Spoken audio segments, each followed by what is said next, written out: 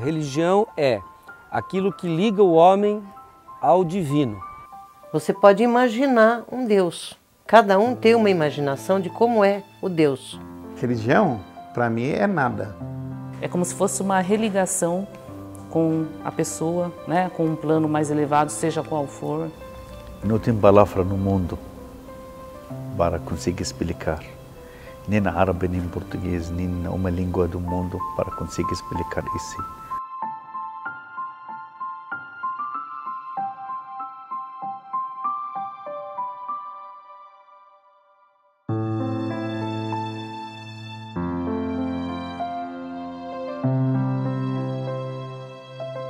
Religião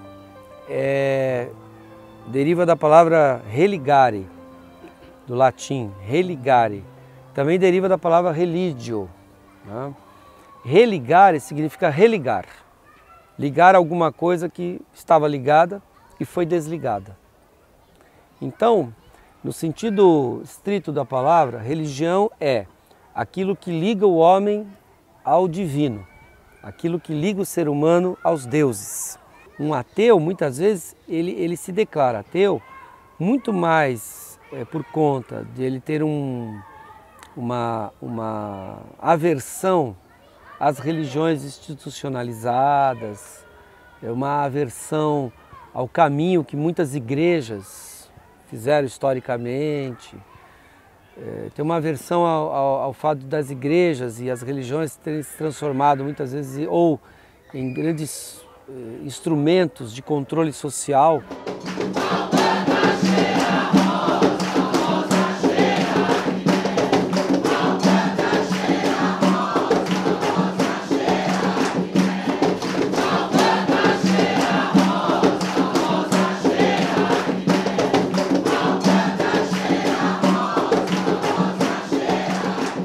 A Umbanda é caridade e amor, não é? Só que eu sempre falo, além da caridade e o amor, né, a prestação de caridade para as pessoas, ela é principalmente o autoconhecimento, primeiro do médium, que está estudando, que está trabalhando isso. É a parte da incorporação de entidades, de espíritos, né, são os guias espirituais. Eles incorporam os médios que têm esse canal, né, canal de mediunidade para isso. Eles vêm em terra.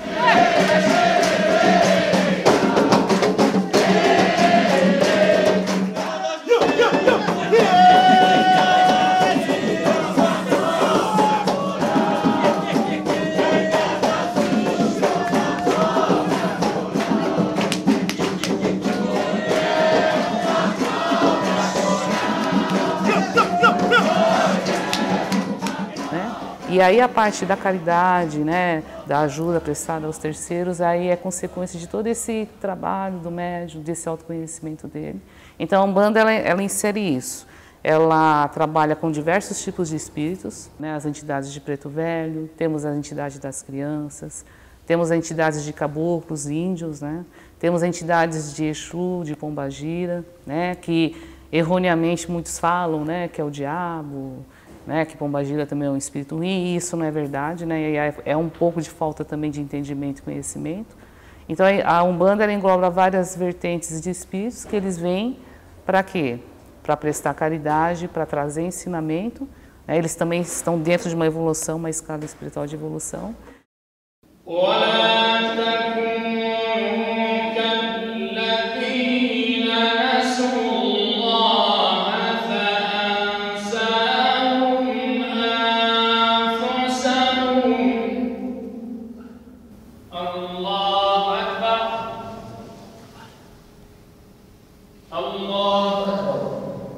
Ensinamento do Islã, as 5 pilares do Islã, as 6 pilares da fé.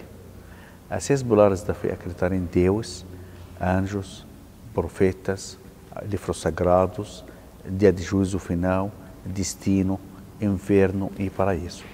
Acreditar em tudo isso. Então, todos os muçulmanos precisam acreditar em esses 6 pilares da fé. Chega para pilares do Islã. Testemunhar a Deus único, acreditar também na mesma pilar as profetas. Foi o profeta Muhammad, também mensageiro de Deus, e a oração 5 vezes por dia, onde muçulmanos estão, precisa fazer, tanto no avião, tanto no navio, tanto no deserto, tanto na mesquita, tanto na casa, onde eles estão, precisa fazer. A Umbanda é o panteão dela espiritual, né, na escala espiritual. Temos a base, que é Deus, né, o Pai Lorum.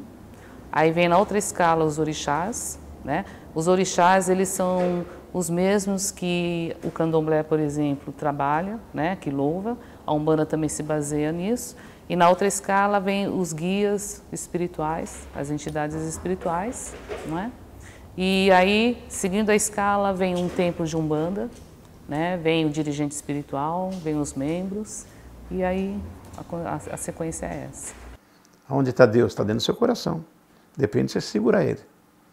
Não é? Ele é Deus, Ele habita dentro de você. O caminho de vida de um ser humano é o caminho de ganho de consciência. Da mesma forma que a espécie foi ganhando consciência, até chegar no Sapiens Sapiens. O Habilis aprendeu a fazer transformar pedras em facas e pedras em algumas ferramentas. O Erectus descobriu o fogo e marchou da África para a Europa. E o Sapiens, né, causa, né, tudo isso que a gente vê aqui, né, em torno da gente, né? Quer dizer, qual teria sido a primeira consciência? Consciência do quê? Qual foi o primeiro lampejo, a primeira luz de consciência? A primeira consciência que o ser humano teve foi a morte, de que ele vai morrer. Ele teve a consciência da sua finitude. E se você parar para pensar, é isso que nos define como seres humanos.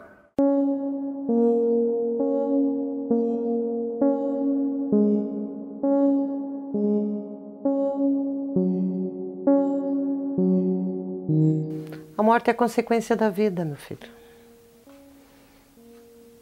Eu posso estar aqui conversando com você, tombar e morrer. Então ninguém sabe a hora que a morte chega. A morte, ela vem tão de repente que você não sente. Se você não tiver prazer de viver, você não vive, se flutua.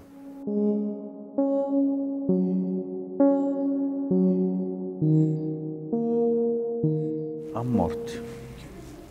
A nós estamos na vida como uma prova.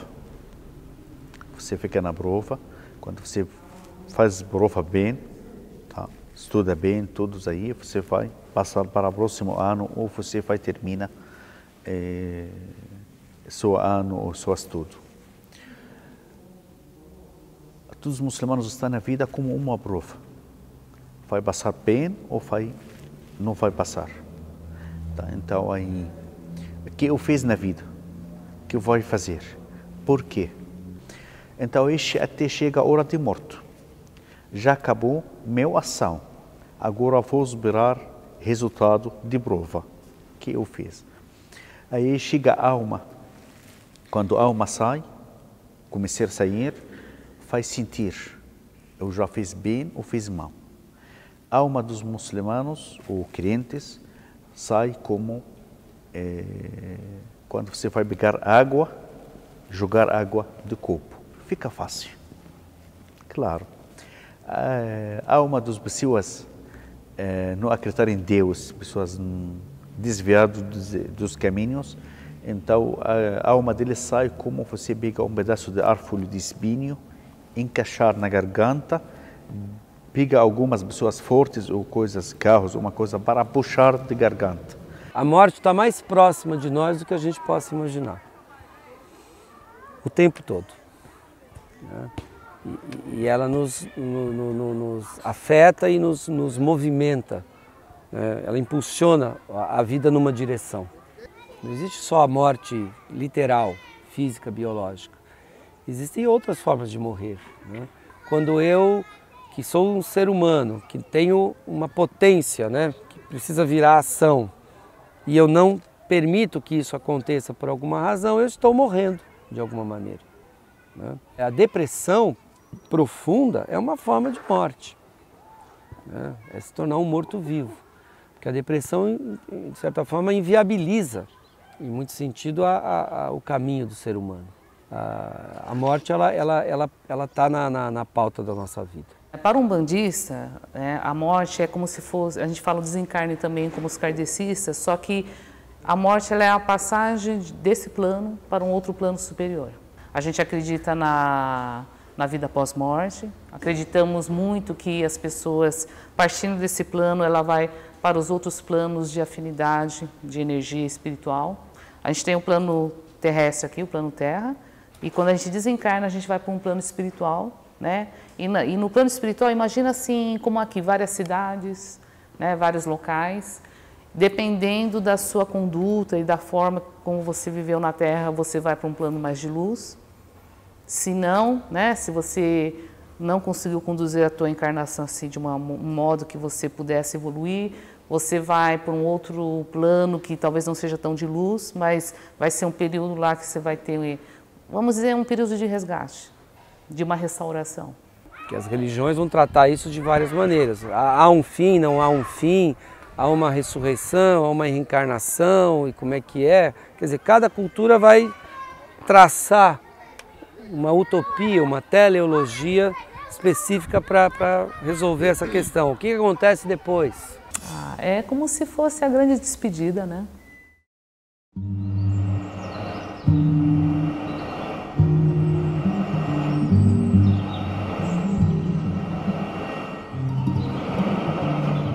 Há que se responder a isso. Há que se dizer alguma coisa. E a primeira forma de começar a dizer isso é ritualizando. Porque essa passagem é breve, é efêmera. Então, eu tenho que deixar alguma marca, algum registro. E simbolizar a morte é muito importante, né? Os funerais, quer dizer, a melhor forma de estudar isso é ver a presença, a marca disso nos rituais funerários que estão presentes em todas as culturas até hoje, né? Tanto nos católicos, os protestantes, os muçulmanos, os budistas, os judeus, todas as culturas, todas as religiões, elas nasceram daí e tratam isso de uma forma muito cuidadosa, muito peculiar. Por isso que muitos psicólogos e educadores hoje aconselham os pais a não esconderem das crianças a experiência da morte. Eu diria até que os ateus não passam batido nisso, né? Até as pessoas que se declaram, né, agnósticas e ateus ou tudo mais, elas chegam a deixar por escrito ou recomendado assim: quando eu morrer eu quero ser cremado. Apesar da pessoa não expressar conscientemente que não tem nenhum tipo de crença, mas ela deixa registrado que ela quer um ritual. Fazer toda essa ritualística, de todas essas normas, desse tempo, né? Além dessa parte da parte prática, né?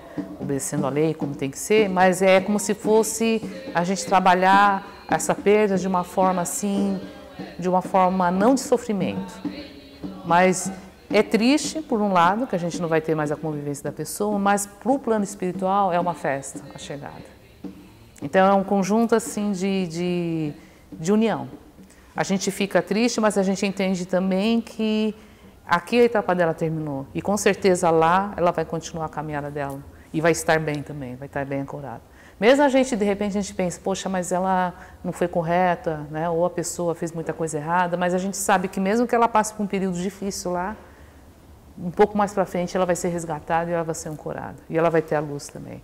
Então é importante a gente passar por esse processo para não só dar alento para quem desencarnou, mas para quem fica também é um grande recurso para que a gente possa trabalhar essa parte da morte. A gente tem que passar por essa ritualística para que nada fique aqui dentro e a gente não consiga trabalhar isso de uma forma plena, porque senão a gente não vai conseguir se libertar da perda, a gente vai ficar sempre se lamentando. Quando se lembrar da pessoa, se a gente não passar por essa transição, a gente não vai conseguir tirar o luto, né? E isso é muito ruim para a gente também. Então tem que passar por toda essa ritualística, vai dar um grande alento para quem fica e vai dar um grande alento para quem vai também. Então teve um momento do desencarne, né? A limpeza do corpo da pessoa, da matéria, ela é feita, né, a limpeza normalmente. A defumação, a fumaça, ela serve para, né, desligar de todos os cordões energéticos que ainda porventura estejam no entorno do corpo. Porque, na verdade, ainda está sendo feito o desligamento e ainda pode ter alguns cordões energéticos ligados ao corpo ainda. Então, a defumação é um dos procedimentos para que a gente possa fazer, né, ser um facilitador desse desligamento. Aí a gente tem um preparado de ervas que também é passado. Porque como é que a gente vê o corpo, a matéria? A matéria, ela era o lar do espírito que estava ali habitando, né? Então, é um templo sagrado da pessoa também. Então, ela tem que ser tratada com esse respeito e carinho também, e até para fazer o desprendimento total desse espírito, que às vezes fica ainda algumas emanações. Então, há toda essa preparação. Trabalhamos com o azeite de oliva virgem, o extra virgem, né? Esse azeite de oliva, ele é imantado e próprio só para esse uso, né? Que é também passado, cruzados em todos os campos de energias vitais da pessoa, a gente vai cruzando. É como se a gente estivesse preparando assim o corpo, né, para que ele não seja violado energeticamente nem espiritualmente também. Que também traz a restauração, que traz caminhos, que traz a abertura necessária ao novo plano de vida que essa pessoa terá. É como se a gente fizesse um selamento de proteção e amparagem para esse corpo. Porque muitas vezes também o espírito ele desencarnou, mesmo ele sendo umbandista, mas por diversas razões ainda ele pode estar ligado de uma certa forma junto a esse corpo. Ainda está sendo feito o desprendimento, né? Então tem toda essa preparação até para ajudar no desligamento total. O fio que se liga a alma, né, o espírito ao corpo, ele já foi desligado. Só que às vezes o espírito ainda ele não conseguiu se desapegar do corpo dele. Que essa água possa aqui abençoar os caminhos, a nova morada espiritual que esse filho ainda vai seguir na terra, no plano espiritual. Normalmente o umbandista, ele na hora de se vestir o corpo, né, ele é colocado de branco também, né? É dentro as guias, a roupa branca de trabalho também pode ser vestida. E aí sim, depois é conduzido lá ao velório. Aqui nessa parte da preparação, antes de pôr no caixão, é uma parte. Aí depois, tudo certinho, tudo feito. E é feito também uma reza também, né? Uma reza específica para os orixás que conduzem essa parte do desencarne. Temos a reza para Pai Obaluaê, para a Mãe Yansan. Fazemos uma reza para Pai Oxalá também. Então, são rezas específicas para o sepultamento. Tem toda uma ritualística, é para trazer essa vibração do orixá e dos guias para ajudar a fazer, né, a condução e tudo que tiver que ser encaminhado também. Pedindo aqui a Pai Xangô que possa abençoar o seu filho, que Pai Xangô, enquanto o amparava em terra, em sua encarnação, que possa receber de braços abertos, que traga a força necessária, que traga aqui os caminhos abertos e o receba de forma segura, que o receba de forma plena e que traga mais luz e caminhos a esse filho na sua nova morada. Que assim seja. Que nosso Pai Obaluaê possa fazer a condução necessária a esse irmão no novo plano, que possa fazer essa mudança necessária, o amparando, trazendo a paz, segurança e fortaleza nessa nova estada de vida. E terminada essa reza lá, né, a gente se dirige lá ao Campo Santo, ao cemitério, e depois do sepultamento lá, né, que se fecha, né, a tampa, que já é tudo, a parte material tudo feita, coloca em cima em tudo, ali a gente percorre ao redor do jazigo, a gente coloca a pemba branca ao redor, né? Colocamos uma vela branca em cada uma ponta, o outro na ponta, né? Como se fosse o cruzamento mesmo, para que ali também espiritualmente, energeticamente não seja violado, que ela possa ser conduzida de uma forma satisfatória, uma forma plena, em paz. Mas é natural que tudo vai depender também do que as entidades espirituais me passarem. Vai depender muito também da pessoa que teve o desencarne, né, da morte. Então, o que eles passarem fora isso também, dependendo, a gente faz o complemento também. Quando pessoas morrem, não pode fazer coisas que ele não fez. Por exemplo, ele está com unha grande, então não pode cortar unhas. Está com cabelo, então deixa ele assim mesmo. Depois, mais ou menos 6 horas aí, horário que eles falaram, marcaram para enterrar, aí vai dar banho.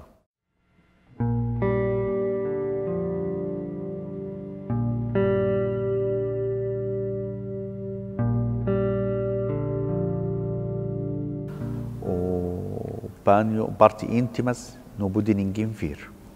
Então o banho vai ter pessoas honestas, pessoas que eles ver dentro, não pode passar fora, jogar água 2, 3 vezes, depois sabonete, perfume e tudo, lava bem mesmo 2, 3 vezes, depois fazer a ablução, como ele vai preparar para a oração. A mesma coisa, lavar mão, boca, nariz, rosto, todos, até pé, todos. Então, depois de se secar, e homem, colocar ele no 3, rolar ele no 3 banhos, tá? A banho vai fechar embaixo da perna e lá em cima da cabeça. A mulher 5 panos, branco, algodão, 5 estrelas nenhum. Por quê? Quando nós nasceu na vida, nasceu com roupa, sem roupa. Sim. A primeira coisa foi colada no corpo, o quê? O banho para limpar. Depois rolar no banho, depois trocar. Então, você vem na vida sem nada, você vai sair na vida de vida sem nada também. Você trabalha, juntar dinheiro, fazer tudo o que você quer, fez. Aí você vai deixar tudo e vai embora. Então, a única coisa que você vai levar é seu bem ou seu mal. Que você fez bem ou que você fez em mal.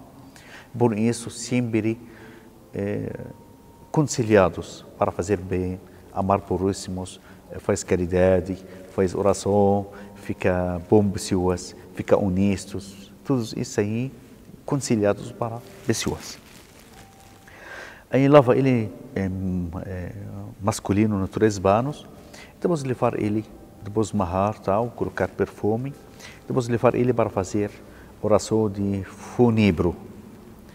A oração de funebro, ele fica na de frente, o líder religioso faz a oração, pessoas atrás dele, e depois levar dele para enterrar.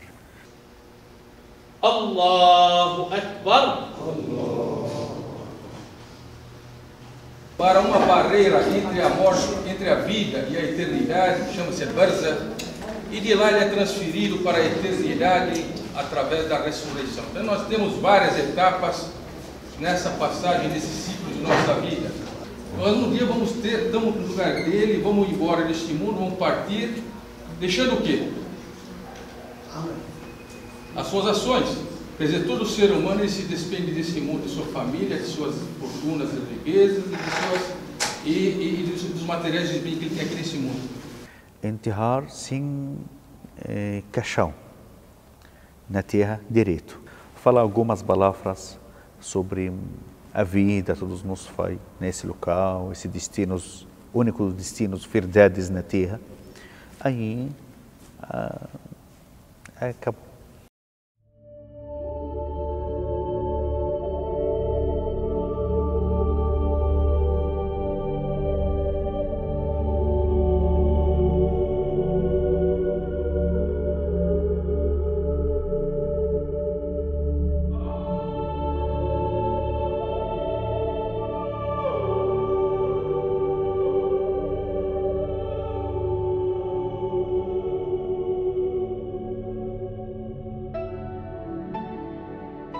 Nós temos a forma de respeito perante esse nosso próximo, de como o forte pode ajudar o fraco, de como o rico pode ajudar o pobre, de como o sábio pode ajudar o leigo, porque nós não nascemos sabendo.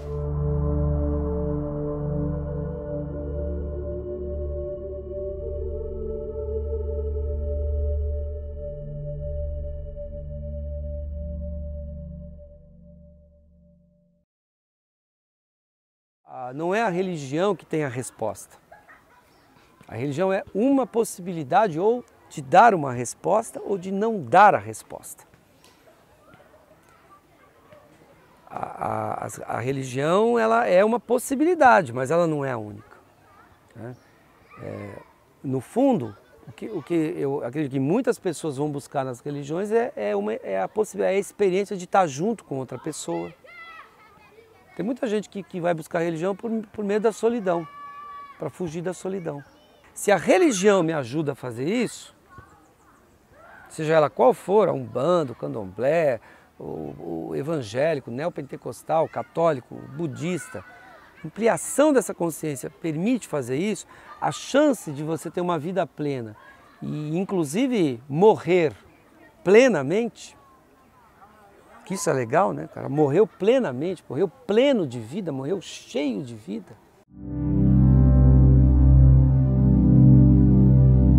Respeito qualquer religião. Qualquer um.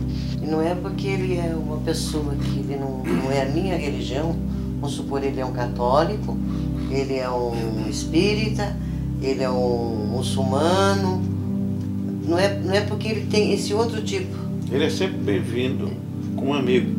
Então não importa aonde que a pessoa vai encontrar Deus, você encontra em qualquer lugar.